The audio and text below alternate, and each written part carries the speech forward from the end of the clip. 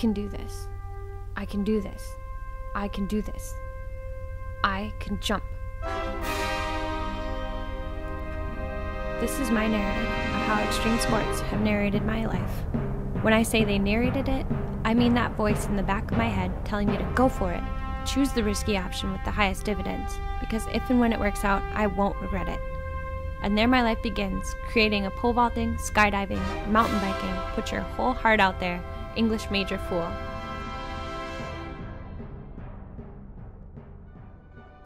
Extreme sports have always been a passion of mine.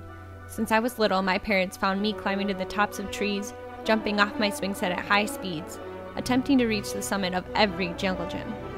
You can imagine them looking for their suddenly out-of-sight 7-year-old, only to find her 15 or 20 feet up in the air sitting in a branch of a maple tree.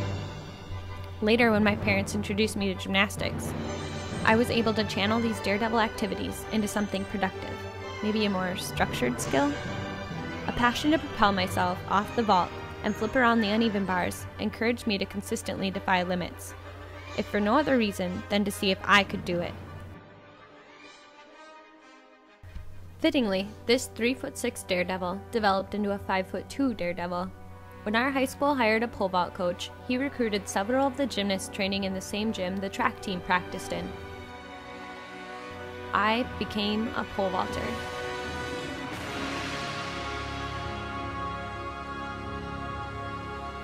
As you can imagine, this is not the easiest sport to pick up. The falls, the failed attempts, the broken bones, a sport in which jumpers fail and fall more than they succeed. I remember my first attempt when my coach told me to run full speed ahead into what looked like an unbendable pole. I fell. In fact, I fell hard. I looked like a cat trying to avoid water, a halting, screeching stop, resulting in one big lump on my head. I think the challenges this sport brought me, and my eventual overcoming of these challenges, helped catapult a stronger drive to succeed in other facets of my life. I decided to take an accelerated English course with an amazing professor, Mrs. O'Brien. She sparked an interest in writing I never had before. Her course was hard and full of students whose excellent marks came easy to them, or at least it seemed that way. I remember comparing my classmates' work to mine, noticing their well-articulated sentence structures, a strong voice throughout, dripping with emotion, and a style comparable to, well, that of Mark Twain. They did everything I figured I could never do, or maybe I didn't have the guts to do. I decided to stick it out anyway, to give it my best.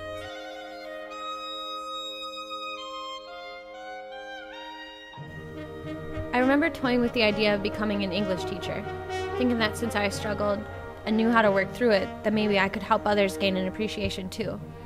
When I proposed this idea to a friend, they scoffed.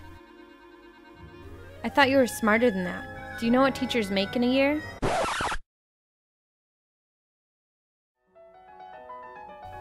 I wish I would have known Casey Wiley's reason for going to college back then, the little brother reason.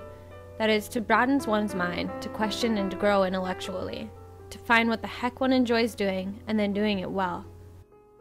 Instead, I decided to look for a more appropriate job. Cue bar falling down. Eventually, my pole vaulting skills brought me to a new summit, the NCAA Summit League at North Dakota State University. Suddenly, this sport was not just for fun, but was helping to put me through college. I began looking at how anything I did had consequences, and what those consequences meant for my future. My future. What should I do about that?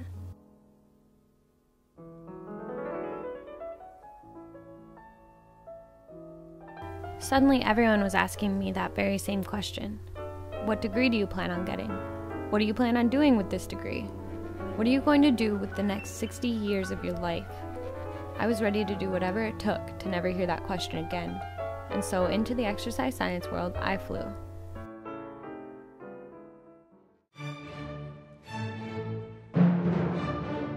Soon I saw that even though I was managing decent marks in my courses, I was simply going through the motions. Light bulb. Every pole vaulter knows just going through the motions gets you hurt. I decided to look into a different major. But what? While correcting my fair share of a lab partner's research papers and helping another pass their second round of English 120, these two classmates suggested I look into the English department.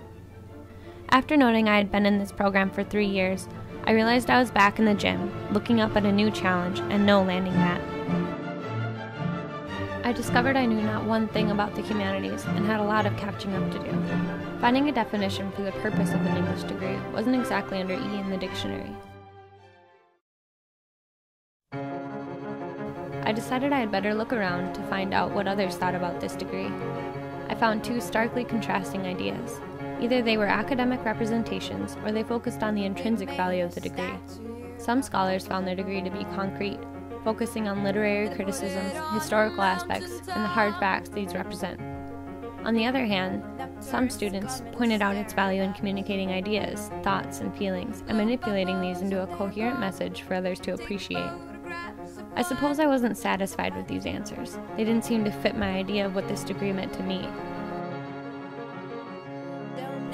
To me, it becomes a personal offering up of one's ideas to be viewed, analyzed, and critiqued. This is scary. This is what I knew the English degree was and could be, and I loved it, if just for this reason alone. This is not to say this new adventure didn't come with struggles. I think my poetry professor once said I sounded like a lawyer. Not exactly the tone I was going for, or the entrance I was hoping to make into this new program. In spite of that paper, that final B I received from her was the most delighted grade I had ever received. I finally felt I was getting something out of my degree worth keeping, worth knowing, something useful. I knew I had to be patient and that my skills would improve. The most important idea was that I was getting better at something I enjoyed doing. My old coach's voice was ringing through my ears. Never let go of the pole. In other words, never give up. Because I didn't give up, because of these opportunities, my courses began to interest me. I started to talk excitedly about them with my friends and family, something they noted I never did in the past. I would say things like, "Look at this article. Check out this section here. It's beautiful. The parallelism, the imagery. I think I just got chills. Toni Morrison does it again." Specifically, my exercise science-bound partner mentioned our previous one-sided discussions of takeoff angles in the pole vault, the biomechanics behind running, and there ensues my intense lack of interest in these topics. He thought I was just getting back at him when I came home from my literary theory class rambling on about The Tempest and feminist theory. However, he did know how delighted he was to hear me chattering on about my own interests, the way he does with his. I remember calling my grandparents and how excited they were to hear me talking about a professor who took 45 minutes out of his day to hear me read a 5-page paper aloud. I told them how I felt this experience had given me and my written words voice, as though my professor cared to hear what I had to say. Voice was something I never felt I had in my 300-person anatomy classes. So what has this narrative suggested? It suggests that life is full of risks, that nothing great comes without sacrifice. Not so different from pole vault, huh? The English degree has been that risk for me. It's putting it all out there. It's about communicating ideas, thoughts, passion, all of these intangible concepts, and making people hold it in their hands, put it in their mouths, and chew on it to find out if that writing really is something worth holding on to. It's knowing that without risk, there is no worry, no fear, no adrenaline rush of, I can do this, I can do this, I can do this, I can write.